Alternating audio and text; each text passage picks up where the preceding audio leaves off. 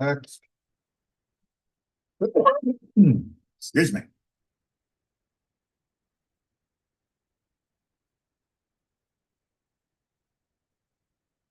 Wait for a moment, wait for a moment, wait for another moment.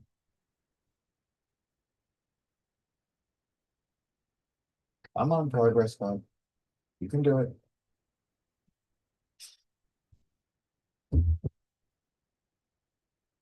The joys of technology. It's almost there. Oh, there we go. There we go. All right. Now it's working. A second for people to log in. Good to see some of our folks logging in through Zoom as well. It's good to spend our lunchtime noshing on a little learning. Okay, it's still 12. We'll wait till that 12:01 mark so that people have a little time. Of course, the luxury of all of this being recorded is that people can always go back and watch the first 5 minutes if they happen to show up late on their own times. It's not something that has to hold us back too much. But just give it one more second until it tells me it's 12:01. Very good. All right, so let's go ahead and get down to work. We've got a lot of things to talk about, but we'll see how much we can get done today, as is our usual. We're not in a rush. This is something that needs time. So last time we got together, we were discussing Rambam's focus on the causes of suffering, and he basically broke them down into three main categories. The first was the fact that we are material creatures, that we break. And because we break, we have the potential for numerous forms of suffering that come from flaws that can inhibit our ability to live comfortably, whether it's a stubbed toe, whether it is cancer, or any other kind of physical ailment. But he focused mostly on the latter two categories, the second of which was the suffering that comes because others have chosen to exercise their free will in a way that causes serious trouble to us. And then third was we exercise our own free will in pursuit of vain goals or in ways that cultivate a spirit or personality that perceives suffering even when there is no suffering. He went into a lengthy discussion about how what we actually need in the world is quite readily available, air, food, and water. But it is often the things that are hard to come by that we suffer the most in pursuit of, or suffer the most because we feel that we are wanting them. And really what he was talking about there is in the Jewish concept, what we call Yetzer Hara, the evil inclination. And that's going to be our focus today. Because if Rambam is right, if much of the feelings of suffering that we have are not due to problems within our construction, or even necessarily problems created by others, but things within our own control, then that's probably a good place to start in understanding why it happens and understanding how it happens, and thus maybe even giving ourselves some perspective on how to prevent it from occurring, how to diminish the type of suffering that we generate for ourselves through the pursuit of this Yetzer Hara, this evil inclination. We will be going back in later classes to look at the other causes of suffering, the physical and those caused by others, and God's role and our role in all of that. But for today, we're going to look at the part that is most under our own control, that individually we have the ability to wrestle with this evil inclination, the Yetzer Hara, and to diminish a certain amount of suffering from our own life, either by making better choices so that we do not harm ourselves in the pursuit of that which is worthless, or by changing what we value, what we consider worthwhile. That's better English. And as such, we no longer feel that we are suffering due to its lack. Now, the evil inclination, the term Yetzer Hara, is a little slippery. That is to say, it doesn't lend itself easily to English translation. Yes, we call it the evil inclination, but that doesn't really tell us much. And the word evil is a very loaded term and a very broad term in English and also in Hebrew. So we're going to look at some discussion of this evil inclination. And hopefully through it, we'll tease out a better definition and better understanding of it, and then better techniques for recognizing and responding to it. So first, let's just talk about the scope of the problem here. Looking at Pirkei Avot, we hear from Rabbi Joshua. He said, an evil eye, the evil inclination, and hatred for humankind put a person out of the world. All right, so Pirkei Avot is famous for having short aphorisms by different sages of different generations. And Rabbi Joshua's, one of his aphorisms is this one that we see here. Now, the evil inclination, we're going to talk about in more detail, but let's talk about the other two first. So an evil eye, the ayin hara, is generally considered to be the effect of another person looking at me with jealousy, resentment, or bitterness. And as such, it creates a horrible effect on me.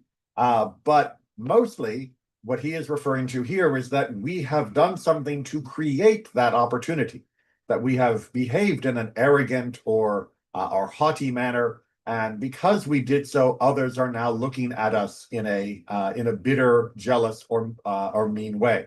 So that's sort of the short answer of ayin hara. We'll talk about that more when we talk about the problems caused by others. And then hatred for humankind.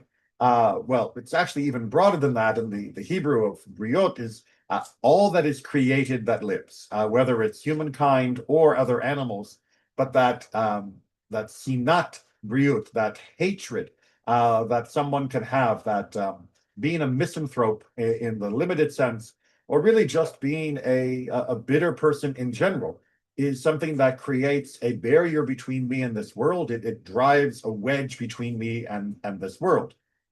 The Yetzer Hara, however, well, we still don't have a good understanding of what that is from this quote. And as such, we're going to need a little bit more information. Is the evil inclination, is this the devil on my shoulder, like in a cartoon? Is the evil inclination the whispering of some evil, malevolent force? Is this about losing my soul or my place in Olam Haba? What is the purpose of the evil inclination? Where does it originate from? That we really need to get a better handle on, since it figures so prominently in much of Jewish writing. So let's look at an example which seems to be talking about the Yetzer Hara way back, almost literally at the beginning. This is from the book of Genesis, Bereshit, chapter 4, and it's discussing the story of Cain and Abel. In the course of time, Cain brought an offering to Adonai from the fruit of the soil, and Abel, for his part, brought the choicest of the firstlings of his flock. Adonai paid heed to Abel and his offering, but to Cain and his offering, God paid no heed. Cain was much distressed, and his face fell. All right, so what's going on in this that's causing a problem? Well, they're each bringing an offering, but as we can see, Cain is bringing what he has grown from his crops, and Abel is bringing not just a lamb from his flock, but he is bringing the best of his flock. That he is selecting the superior from what he brings, which, of course, by omission, implies that Cain was not being so careful to bring what was best. As such, it's certainly understandable that there is a more positive reaction from God for what Abel has brought than what Cain has brought. Because oftentimes we'll see that what we receive is commensurate with what we gave. That as we sow, so do we reap. And as such, it seems that Cain was not putting his best in, and therefore he didn't get the best out. Now, is being distressed by this is giving us our first hint of where the Yetzer Hara is truly seated within us. Because after all, if Cain had brought his offering and Abel had not been there, or if Abel had not brought any offering, would Cain have experienced the same level of distress? Would he have been as upset? Or is his distress rooted in his comparing himself to his brother? Is it rooted in his seeking of standing, status, position, of some element of advantage compared to his brother. It does seem to be that that is the case here. It is because of this contrast that he is upset, not just because he received didn't receive the same level of attention from God. We can tell this because he doesn't seek to remedy his relationship to God. He seeks to remedy his relationship with his brother, which is why he goes and murders him. But let's see what God tries to teach Cain. Even if Cain doesn't listen, maybe we will. And Adonai said to Cain, "Why are you distressed, and why is your face fallen?" Now, that seems a little counterintuitive. I mean, we know why he's upset, because God paid more attention to Abel than he did him. But on the other hand, here, God is actually reaching out to Cain. So it's not as though Cain has no relationship with God. It's not as though Cain is cut off from God. He is able to intuit what God's will is in this matter. And God explains, "Surely if you do right, there is uplift. But if you do not do right, sin couches at the door. Its urge is toward you, yet you can be its master." All right. So God is saying you've got a choice. That's all, right? Do what is right, and everything will be better, and you won't have any face falling, and you can be lifted up and no distress. And if you don't do what's right, well, then that sin is couching at the door. There is it is looking for an opportunity, an opening, if you will. Now, this seems a little bit flipped. After all, shouldn't it be sin couches at the door, its urge is towards you, so that you won't do right? And yet, the order of causation here seems to be reversed. If you don't do right, understand that sin is couching at the door, waiting to try and take control of you. What it is trying to say is that it is still our choice, first and foremost, what we do. The Yetzer Hara does not make us do what is wrong. It reinforces what we do.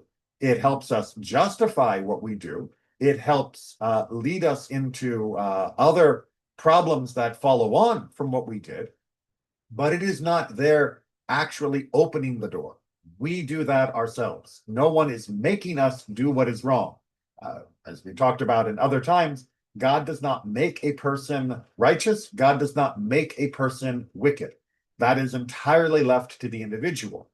But the nature of the Yetzer Hara is that if we open the door for it, it will begin to have more and more of an influence in what we do. We will tend in that direction. But we can still be its master. Now, this master is going to be something we have to really unpack over the course of this study session, because you would think this could mean one of two things, and perhaps more. If you have some other ideas, let me know. One would be I can master it, and therefore it has no hold over me at all. On the other hand, we could read master it as the way that a person could master an ox, and the ox is no longer dangerous to him because he has harnessed it and he has put it to work. And we're going to have to try and find out, is mastering the Yetzer Hara, does that look like somebody who has removed all of this inclination from their life? Or does that look like somebody who has mastered the inclination in their life? We'll come back to that over the course of this study. So with that first offering, with that first opening of the story of Cain and Abel, with this idea that the Yetzer Hara seems to be somehow rooted in our relationship with others, somehow rooted in our seeking our rivalry with them, seeking to have advantage over them, but that we are still in control of choosing right or wrong. Let's go ahead and take a look here at Baba Batra, who's going to take us back to our old friend Job. We haven't talked about Job for quite a while, but here he is again. The Gemara continues to discuss Job's statements. "Although you know that I am not wicked, and there is none that can deliver out of your hand." So this is part of Job's argument with what he sees as his relationship with God. Rava says, Job sought to exempt the whole world from judgment, meaning claiming that all of a person's actions are directed by God, and therefore one cannot be held culpable for his misdeeds. Meaning that you can read this verse from Job 10, saying that none can deliver out of your hand, meaning that you choose who gets delivered and who doesn't, meaning God, hey, If you wanted me to be a good person, then I'd be a good person. If you wanted me to be wicked, I'd be wicked. How can you punish me when what I do is ultimately in your hands? Job said before God, to make this clear, Master of the universe, you created the ox with split hooves, making it kosher, and you created the donkey with clove hooves, making it forbidden. You created the Garden of Eden, and you created Gehenna, place of reward and place of punishment. And similarly, you created righteous people and you created wicked people. Who can restrain you? Meaning, seeing that you created people as either righteous or wicked, you cannot later complain about their actions. If you have ever read the wonderful short story by Mark Twain, where he does a parody of this same type, where he has a court held for the animals, it is built off this idea that God made the lion courageous. We shouldn't be giving him awards. And likewise, the idea that humans are as God made them. But Judaism doesn't agree with this reading of Job. How did Job's friends answer him? Meaning, in this case, positively, because as we talked about before, Job's friends are not always the best help. But in this case, they got it right. You do away with fear and impair devotion before God with such statements. Meaning, true, the Holy One, blessed be He, created the evil inclination, but He also created the Torah as antidote to counter its effects and prevent it from gaining control of a person. So we have this idea in Judaism that, yes, the evil inclination is part of God's created world. More on that in a minute. But we also were given the tools to overcome the evil inclination. And thus, we are responsible for what we do. It's be like if I give my son the keys to the car and he's had his driver's test and he's a legal driver and there's no reason to believe that he's impaired, and he goes out and drives and he bumps into someone else in the parking lot. Well, he can't blame me for giving him the car that put him in a position where he was then able to commit that act. Instead, I would say, look, I gave you all the instruction you needed to avoid causing a problem in a parking lot. The fact that you had a car isn't what made it wrong. The fact is you made a bad choice at some point. I don't know, not looking over your shoulder or something. So it is in our hands to decide between right and wrong. But we're still left with this idea of the evil inclination existing at all. And we're going to come back to that in a minute, but I want you to keep this percolating in the back of your mind. Why do we even have a Yetzer Hara? Surely if God created the world, as Job is explaining here, and made every animal the way it needed to be, why did God include the Yetzer Hara among humanity? Why even allow it to be in us? As you'll see as we continue through our study, the Yetzer Hara here is not a malevolent demonic force the way it is often portrayed as a tempting devil in cartoons. The Yetzer Hara seems to be almost a natural part of us, something that is just bubbling up from within us with no direct theological origin, in the sense that it's not planted in us by the devil. But then we have to ask, well, why is it in us at all? So keep that percolating in the back of your mind. But before we get there, I want to look at a passage from Torah that can give us a little bit more of a clue, both of the origin of the Yetzer Hara as well as some of the remedy for the Yetzer Hara. As we just saw from the Talmud here in Bava Batra, the Torah is the antidote. So let's take a look at some Torah. So this is taken from the book of Numbers, chapter 15. The English may not be as familiar to people who are used to reading this in the Hebrew, but this is the third paragraph after the Shema, and this is the section where we talk about the tzitzit. So each and every day, we recite this passage, and when we are reciting it while wearing a talit, it is customary to kiss the fringes, the tzitzit, at each mention of the fringes of the tzitzit. But let's see what is going on here and why these tzitzit are so important, and what they are guiding us for in this passage.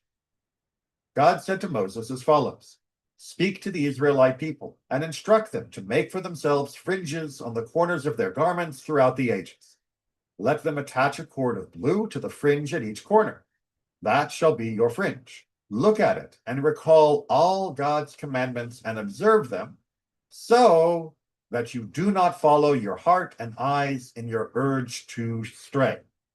Now, that is a euphemistic way of putting it, but the more blunt way of putting it, if we were going to translate this in the harsher poetry of the Bible, not the cleaned up version of the modern world, would be that you do not go whoring after your heart and eyes.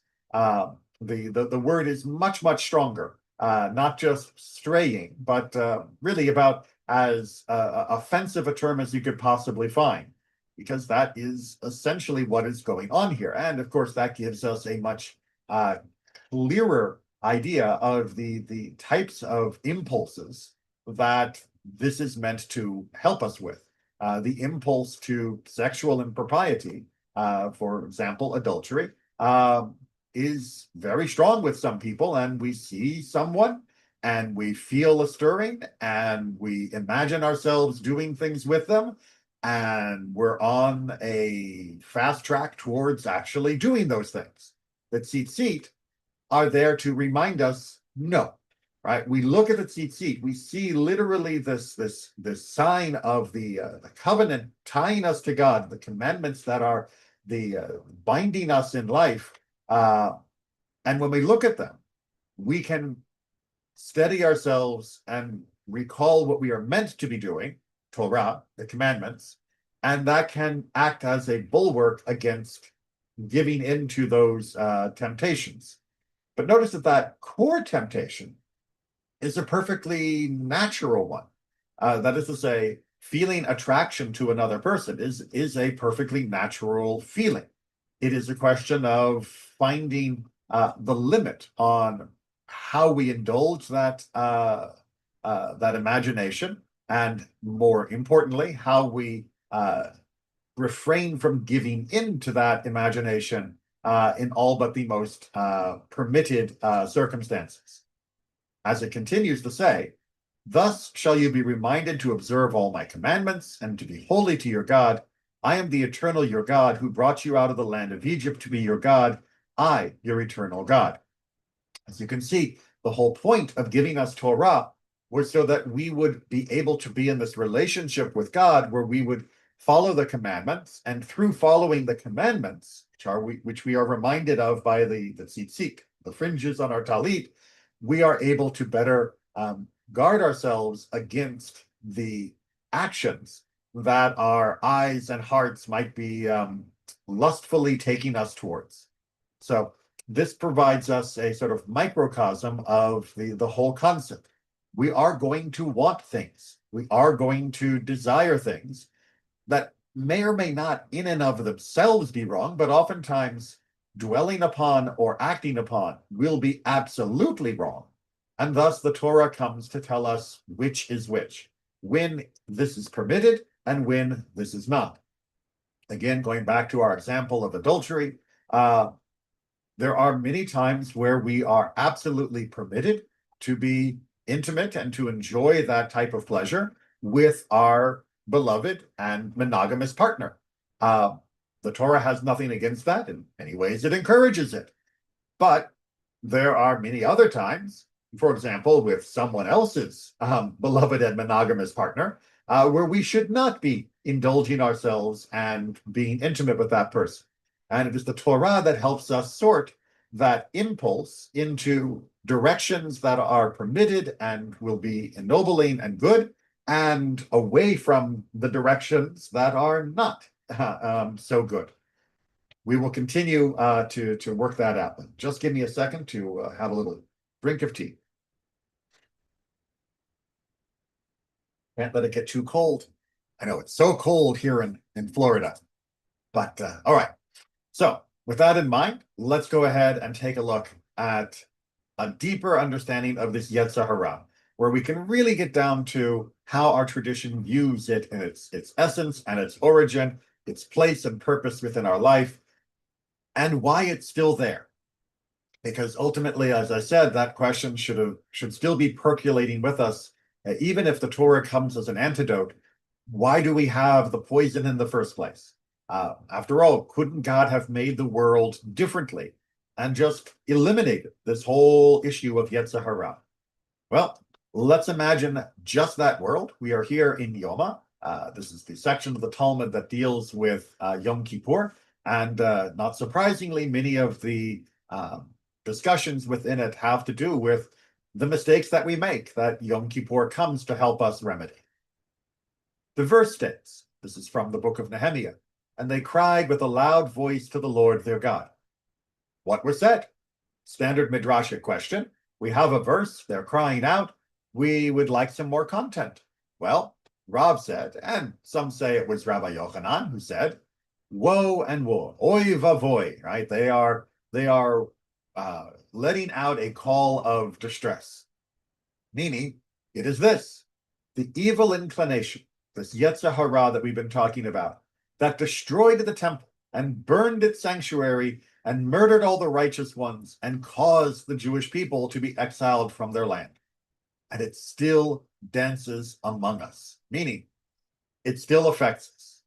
All right, so the people here in the book of Nehemiah are rebuilding the temple of Jerusalem, which was destroyed in 586 by the Babylonians, and then we returned and rebuilt it 70 years later.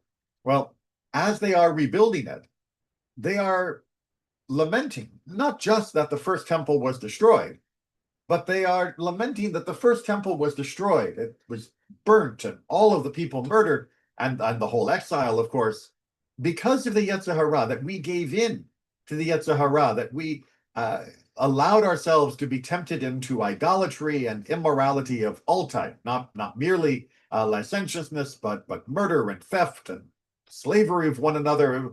Horrible, horrible time. Read the books of the prophets and you'll see. Before the first temple was destroyed, the people were pretty terrible. And we went through all of that, and we had all of this destruction, and yet it still is here. Right? What's wrong with us? Why is it still around here? Why haven't we gotten rid of the Yetzer Hara? Haven't we learned our lesson? It should no longer plague us. We've already seen the worst that it can cause. We should be free of it by now. And then they continue with a rather pointed question towards God, and one that, if you've been studying with me for a while, you'll have remember from our discussion of brachot. Didn't you give it to us solely for the purpose of our receiving reward for overcoming it? We do not want it, and we do not want its reward. All right, when we were talking about illness and the idea of isurim ahava, of suffering of love, we talked about that if there is no discernible reason for a particular type of suffering, then it could be a suffering for love, meaning that God is giving us additional burden in order that our reward will be increased. And we saw in that section that every time a person was afflicted and a friend would go to visit them and they asked, do you want it? And they would say, I don't want it, and I don't want the reward. That we don't want suffering, regardless of any promise of reward for it. That we'd much rather not have the problem in the first place. And the people seem to be saying that as well. They are saying, God, free us from the burden of the Yetzer Hara. Just what purpose does it serve? Just so that when we overcome it, we earn extra points? How about if you just get rid of it and we don't get the extra points, but we also don't suffer? We also don't have all of these catastrophes that are kicked off because our Yetzer Hara has led us to make all of these terrible, terrible choices. Just get rid of it. Very audacious, but much of Judaism is audacious. In response to their prayer, a note fell to them from the heavens, upon which was written truth, meaning indicating that God accepted their request. All right, so we often see little vignettes like this in the Talmudic literature, where it's not exactly full prophecy, but there are hints of what God is looking for. This note from the heaven is one model. Very often we'll hear the phrase a bat kol, which is meaning the echo of a voice, meaning it's the the vaguest whisper of prophecy, but not true prophecy. But it seems to be that in some way, God is approving of their desire, that they wish they could be freed from the Yetzer Hara, and that they do not want it, even if it means they forego any bonus reward they might have had for overcoming it. All right. Now, whether or not that's actually what God meant, that is certainly what they take it to mean. That God is on their side. God would also like them to get rid of the Yetzer Hara. And in response to this indication of divine acceptance, they observed a fast for 3 days and 3 nights, and he delivered the evil inclination to them. All right, wait, what? Excuse me. What do you mean he delivered it to them? Well, essentially, they are going to capture a physical manifestation of the Yetzer Hara.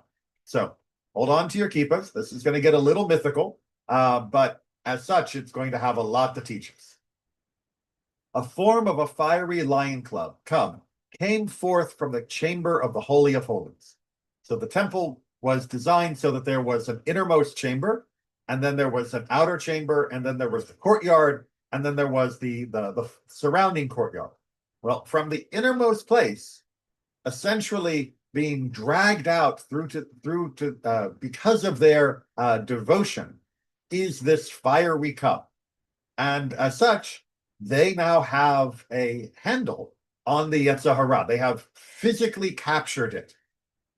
Zechariah, the prophet, said to the Jewish people, "This is the evil inclination for idol worship," as it is stated in the verse that refers to this event. And he said, "This is the evil one," from Zechariah. The use of the word "this," according to the commentators, indicates that the evil inclination was perceived in a physical form. So it's not every evil inclination. It is this evil inclination is for the impulse to worship idols, that people are prone to regressing into idolatry again and again. And this seems to be a problem that is plaguing us again and again. And so when they prayed against the evil inclination, this aspect of it, the aspect that drives us towards idolatry, this is what is being handed over to them to be put into their hands to do with as they will. So when they caught hold of it, one of its hairs fell, and it let out a shriek of pain that was heard for 400 parsecs. This is a unit of measure in ancient Persia. We're looking at about 1,500 miles. So obviously, it knows how to make a noise. It knows how to scream. It does not want to be hurt. It does not want to be captured. We're going to come back to deconstruct this in just a second, but let's stick with the narrative for the moment. They said, "What should we do to kill it? Perhaps, heaven forfend, chas v'chalila, they will have mercy upon him from heaven, since it cries out so much." Common belief within Judaism, based off the book of Deuteronomy and many other passages, heaven hears those that cry out in distress. And this thing can cry. Boy, this thing can cry. This thing can make it sound like it is just being abused and victimized and wounded, and you're going to have mercy upon it. You're going to say, I feel so bad. And so therefore, what are we going to do? The prophet said to them, "Throw it into a container made of lead and seal the opening with lead, since lead absorbs sound." As it is stated, and he said, "This is the evil one." And he cast it down into the midst of the measure, and he cast the stone of lead upon its opening. So again, taken from Zechariah chapter 5. All right, so they're going to seal it up in lead. They followed this advice and were freed of the evil inclination for idol worship. Okay, so what we seem to be having here is that the people are looking for a way to be free of the evil inclination. They start with this 3-day fast, and in the process, they are able to physically capture the evil inclination for idolatry. And thus, they are able to imprison it, which lessens its hold over people. Now, it is interesting to me that the archaeology of Judaism tells me that this actually happened, kind of. I don't mean we have a big lead pot somewhere that has the evil inclination for idolatry in it. But I do mean that following the Babylonian exile, when we see the Jews back in the land of Israel, we see archaeologically a massive drop-off in the prevalence of idolatrous artifacts among the Jewish population. Prior to the destruction, house after house, building after building had inscriptions to God, but also had inscriptions to other idols and statues. When we came back 70 years later, you find almost none of that. It is as though the entire personality of the nation had changed, and idolatry was no longer the great temptation that it had been prior to the destruction of the first temple. So, while this may or may not have been a literal physical event, socially, anthropologically, it does seem that the nation went through a reformation that greatly dampened the attractiveness of idolatry. And even when we were brought into the Greek world, and then later the Roman world, where idolatry was, of course, rampant, you don't see a adoption of that kind of idolatry among the Jewish people, which, if you'd read what we'd done earlier in the Bible, seems really strange, because it was before the destruction of the first temple. Everybody we met, we couldn't wait to copy their idols or make up ones of our own.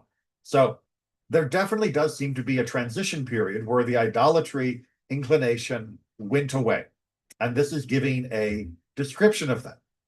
Now, as an aside, I find it fascinating that the evil inclination was seated within the Holy of Holies. You'll notice they didn't go to some dark cave. They didn't find some cesspit or sewer or some other imagery of darkness and evil and foulness. That instead it was crouching in the Holy of Holies. Excuse me.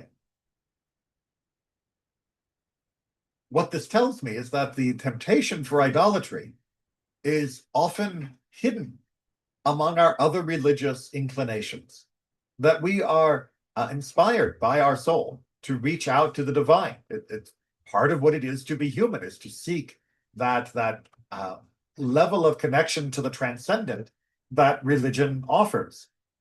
But it is through that drive, through that passion, that we very easily are diverted into a direction that is corrosive, abusive, exploitative, and obviously just erroneous.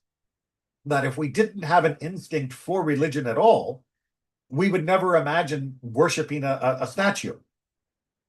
And thus, when we have this inclination, it often masks itself, hides itself among legitimate forms of worship. We can see this even in Judaism of today. Certainly, most people are not putting up statues and idols and those types of idol worship. But there is still a slippery slope, an easy pattern to fall into, where people will treat the physical Torah as though it were God. You will see people, reaching out to kiss and to touch the Torah, which is absolutely fine and in keeping with Jewish custom. But many do so not because they are reflecting on the Torah as the gift that God has given us, but as though the Torah itself was the point. The physical object was the point. Likewise, you'll see people sometimes over-venerate the mezuzah as though it were a good luck charm, an amulet, something that if you follow the right form of somatic gestures, will somehow protect you, rather than reminding yourself that if this is like the tzitzit, the fringes we talked about from the book of Numbers just now, that is there as a reminder of what we are meant to do, but has no power in and of itself. And that transfer of power from God to the reminder of God is the easiest and most common way that people slip towards idolatry.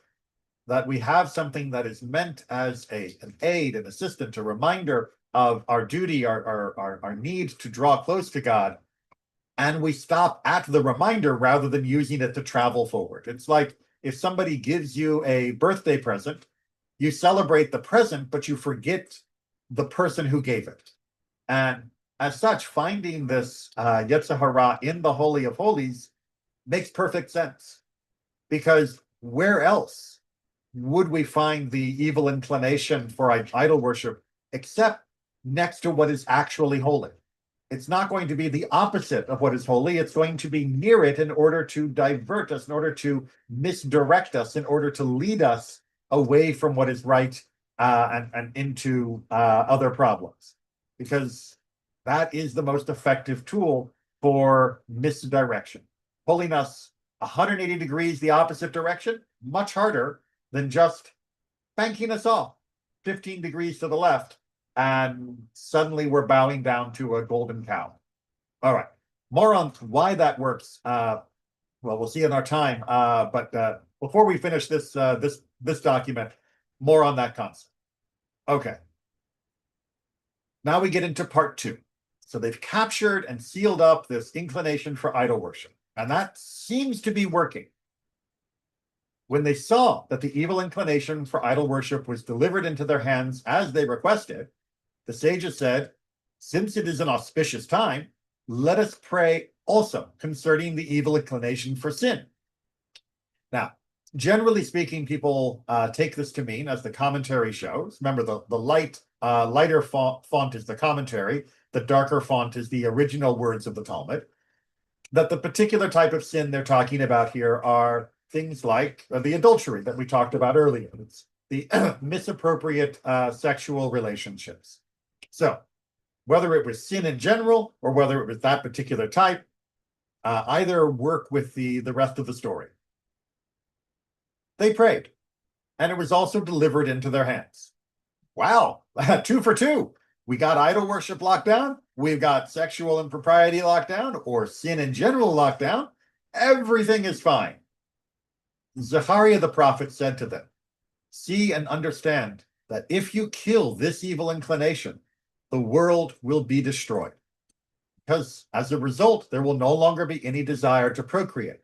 Now, this is where the difference between whether it's sin in general or whether it's sexual impropriety, the commentary is going down one direction. We're going to follow its direction, but then we're going to come back and I'll show you how to interpret it as though it were sin in general.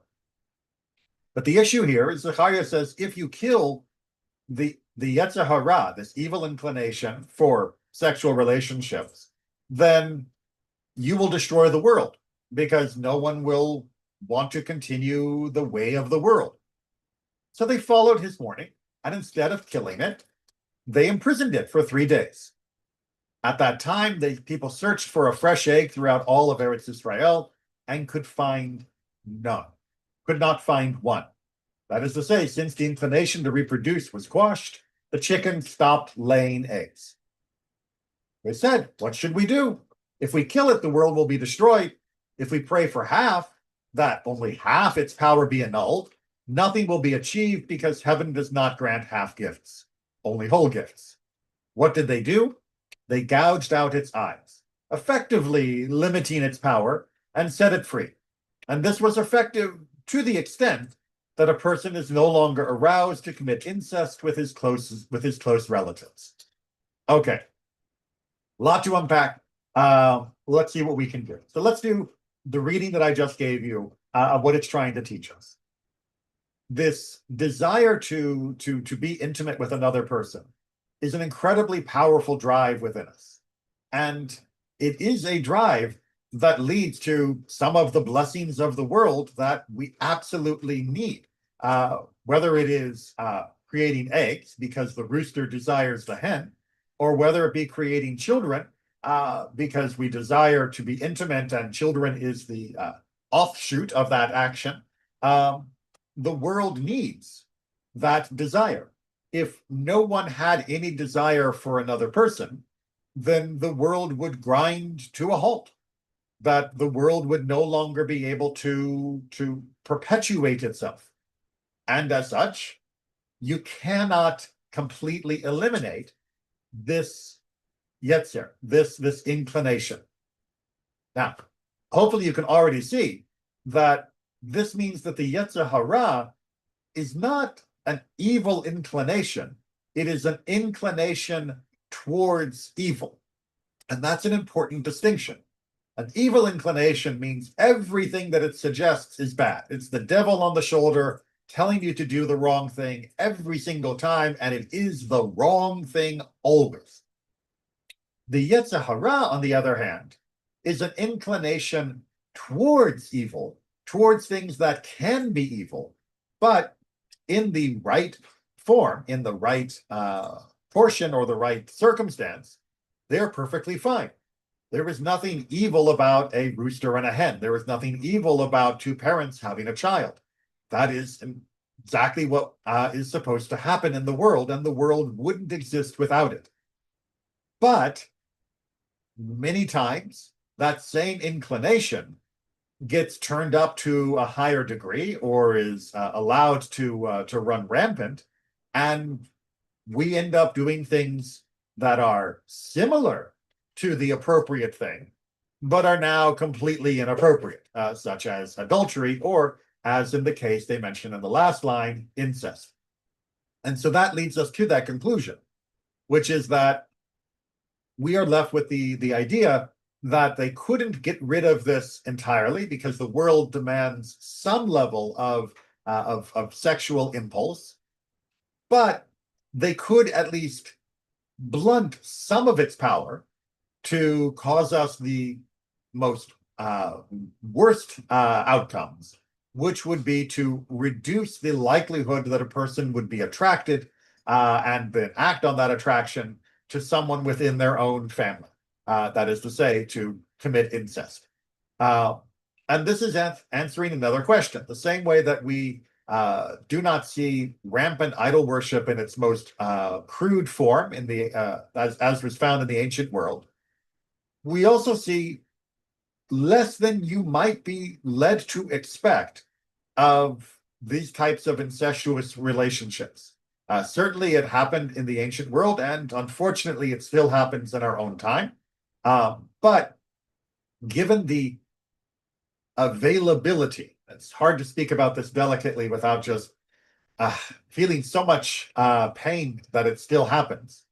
But given the availability of opportunity for people to transgress in this way, because people are together most with those that they are related to, it is surprising, at least the rabbis felt so, that people do not transgress in this way more.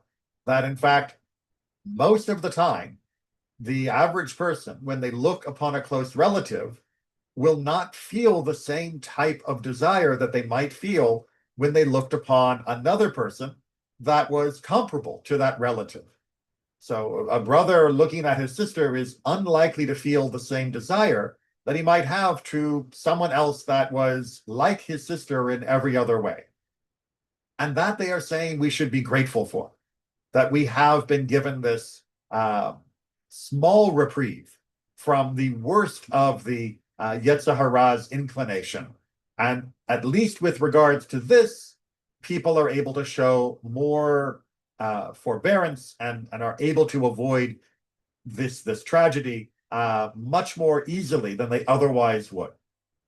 Now, like I said, fortunately, it still happens. It is still a plague within our society, and it still traumatizes and harms so many people. There is still a massive problem with child abuse, where a child is most likely to be harmed by a relative. But we have to remember the opposite as well, that most children are not harmed by relatives. If they are harmed, yes, it is more likely that it'll be a relative than a stranger, but the majority of people are not harmed by relatives, by children. The majority of children are not harmed at all, for which we are thankful. But obviously the work is not done on that, and we need to continue to protect those that are most vulnerable. It's also important to recognize that when the Talmud is talking about incest, they were not only considering incest as a form of child abuse, they were also very concerned with issues of adults that would be brother and sister, or others that were perfectly capable of consent, where there wouldn't be an obvious power imbalance, but that people might still be inclined to be intimate. So This is not only about the scourge of child abuse. This is also about adults that may not be abusing one another in a legal sense, but Judaism still points out is not an appropriate relationship. All right, enough on that topic. But we don't have to read this only as being about sexual relationships. As I pointed out, the introduction of that theme, while it fits the conclusion very neatly, is not essential for the conclusion. Let me explain how this would work if we were reading it with just the idea of Yetzer Hara, the inclination for sin, without the question of it being focused only on sexual relations. So they decide to have this intervention to try and capture the Yetzer Hara in general. They do, and again, Zechariah says, we can't. Why? Because the world will be destroyed. Now, yes, sexual relationships are one part of that Yetzer Hara, but not the only part. It is the same inclination, as we're going to see from a later text, that inspires a person to plow the field and build a farm and do many other things. The Yetzer Hara does not only handle our sexual impulses. And as such, the example that there wasn't even an egg is implying that even the smallest hint of this was missing. And that means that, of course, the larger and other manifestations of the inclination were also missing. And since they couldn't destroy it, they at least blinded it, but blinding it wouldn't take care of many of its other impulses, but it could at least blind us away from our relatives with regards to the sexual impulses. So that would be the alternative reading. And that reading is going to fit with what we see here in Bereshit Rabbah. And I think we have just enough time to finish it. And then once we finish that, we'll call it for the day. So Bereshit Rabbah 9:7. Rabbi Nachman bar Shmuel bar Nachman said in the name of Rab Shmuel bar Nachman, behold, it was very good. What? Right? Tov me'od, this is going back to the book of Genesis. That's why we're in the book of Bereshit, the book of Genesis. When God created the world, he said, it is Tov me'od, that it is very good. This is the good inclination. Aha, new concept. Just as we have a Yetzer Hara, an inclination towards bad, we also have an inclination towards good. And of course, it is very good. And behold, it was very good. This is the evil inclination. Wait a minute. We get these two very goods. One of them is the good inclination, which makes sense that that's good. But how can the Yetzer Hara be called good? Is this the evil, and is the evil inclination then Tov Me'od, very good? This is a rhetorical question, obviously. Rather, were it not for the evil inclination, a man would never build a house, would never marry a wife, would never beget children, and would never engage in commerce. Likewise, Solomon says in the book of Kohelet, Ecclesiastes, and I have considered all toil and all excelling in work, that it is each man's envy of his counterpart, bringing us back to our story of Cain and Abel, that the Yetzer Hara is firmly rooted in our rivalry with others. It is firmly rooted in seeking status and standing and position within our peer group, within our society, within the structure of our community, whichever way we are measuring it, whether it be in our house or our office or our synagogue, that there is an inclination to strive against the others as for relative advantage, for relative position. You can see this on the freeway where people will speed up to get in front of somebody, but if the road is empty in front of them, they are not likely to go that same speed. That there is a striving that comes because of this desire to be superior in a relative measure compared to others around us. And Bereshit Rabbah is making the audacious claim that this is kind of good, that we need a little bit of a push, we need a little bit of a zest, that if we didn't, we would just sit under a tree and eventually freeze to death, that no one would bother to get married, that no one would bother to have kids or have a job, that we would just sit around if we didn't have a little bit of a spur inside of us.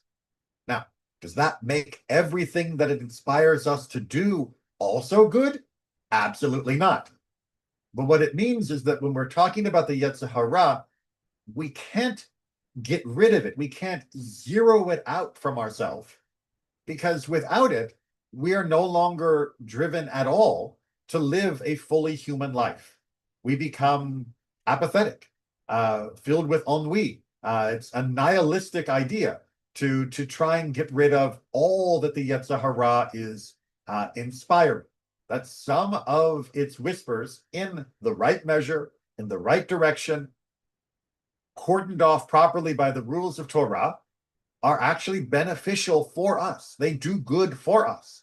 That we have blessings that only come because we find a loving partner that we have desired, because we have found a sense of meaning and purpose within our profession or our business, because we have worked and achieved something for ourselves, for our children.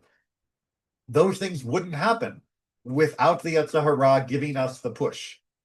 But they would also go incredibly wrong, and we see it constantly, if the Yetzer Hara doesn't have the guidance of Torah, if it doesn't have that antidote, because then we get into the Cain and Abel situation. Cain didn't get the right idea. Yes, he was worried about how he was doing compared to his brother. That's not such a bad thing. You know, if your brother is doing something successful, then maybe you should examine what you're doing and see whether or not you could do something similar, which Cain could have easily done by bringing the best of his crops rather than not. But the Yetzer Hara whispers to us, yeah, you know what would be easier than doing better? It would be hurting the other person more. Finding a way to remove their advantage rather than improving ourselves. That's going to be a lot simpler. And you're going to get the same level of satisfaction, says the Yetzer Hara. And as a matter of fact, we should just do that constantly, right? Because there is no conclusion. There is no sufficient level of advantage. If it's all relative, then we are locked within a perpetual race against others where we can never win.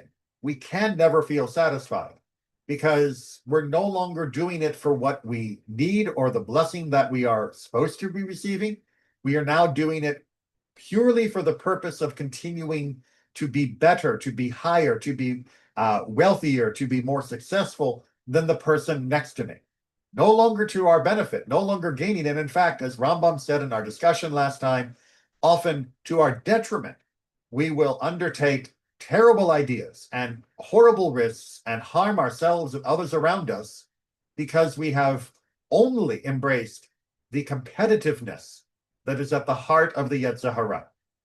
That in small measure, it is a reasonable and useful spur to help make us move more in the directions of true blessing. But without reins, this will carry us off the edge of the cliff and into the abyss, which is going to make our life and the life of everyone else around us a horrible misery.